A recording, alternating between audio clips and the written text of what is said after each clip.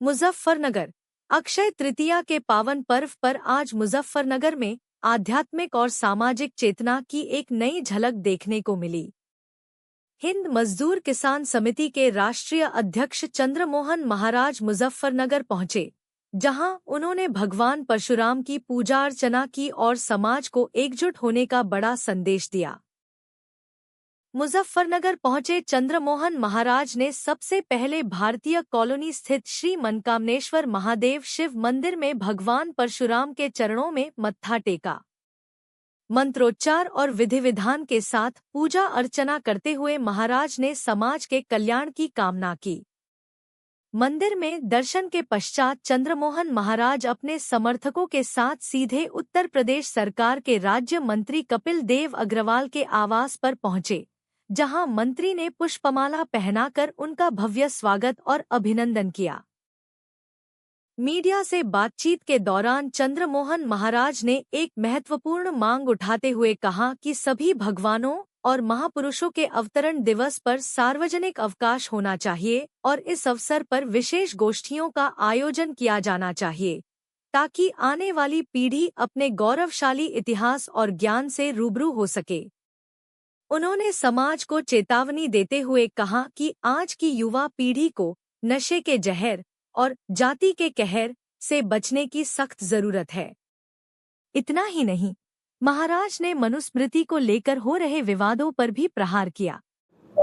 आज भगवान परशुराम जी का अवतरण दिवस, क्योंकि 10:50 के करीब अक्षय तृतीया आज से प्रारंभ हुई है, कल सुबह तक रहेगी अक्षय तृतीया। तो अक्षय तृतीया की गोधूलि में भगवान परशुराम जी का अवतरण हुआ था। ये अवतरण इसलिए हुआ था कि बाहुबल पर ज्ञान बल की विजय, बाहुबल पर ज्ञान बल की विजय, इसके लिए भगवान परशुराम जी का अवतार हुआ था कि ज्ञान को श्रेष्ठ रखा जाए, बाहुबल को दूसरे नंबर पे रखा जाए। ये राज शक्ति पर ज्ञान शक्ति स्थापित करने के लिए भगवान परशुराम जी ने अवतरण लिया था। भगवान के जो 10 अवतार हैं, उनमें एक अवतार भगवान परशुराम जी का है। आपने छुट्टी की मांग भी किया है, हम ये मानते हैं जो भगवान है हमारे, जिन्होंने समाज को ज्ञान दिया, जीने का तरीका दिखाया, आदर्श हैं जिनके विचारों को सुनकर, जिनके विचारों को धारण करके मनुष्य उद्धार करता है, अपना समाज का उत्थान करता है, उनके जन्म अवतरण दिवस की छुट्टी होनी चाहिए, चर्चाएं होनी चाहिए। जैसे भगवान महर्षि कश्यप, जिनसे सृष्टि का निर्माण हुआ, उनके अवतरण दिवस की भी छुट्टी नहीं है, छुट्टी होनी चाहिए।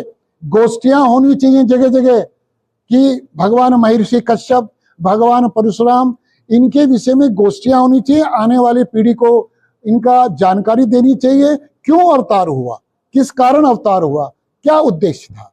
इसलिए एक तो भगवान महर्षि कश्यप और एक भगवान परशुराम, उनके अवतरण दिवस की छुट्टियां होनी चाहिए।